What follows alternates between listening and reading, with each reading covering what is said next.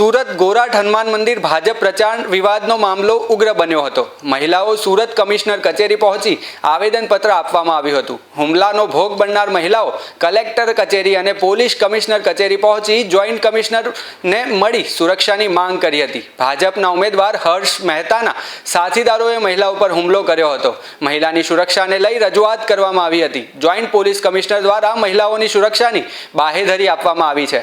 રજૂઆત કરવા આવેલ મહિલાઓની ફરિયાદ સાંભળવામાં આવી હતી। આ બાબતે પોલીસ દ્વારા યોગ્ય તપાસ કરવામાં આવશે। મહિલા સુરક્ષા માટે રજૂઆત કરવા માટે આવ્યા છે। કમિશનરે અમને સારો રિસ્પોન્સ આપ્યો છે। અમે તમારી સાથે છે, અમે તમને ન્યાય અપાવશું। બનાવ એ બન્યો હતો કે કાલે હનુમાન ચોક મંદિરે બીજેપીના કાર્યકર્તાઓ ગેટમાં ઘૂસીને લેડીઝોને ધક્કામુક્કી કરી છે, થાંભલા સાથે અફારી છે, લેડીઝોના કપડા ફાડ્યા છે, નખ માર્યા છે। તો આ છે બીજેપીની મહિલા સુરક્ષા।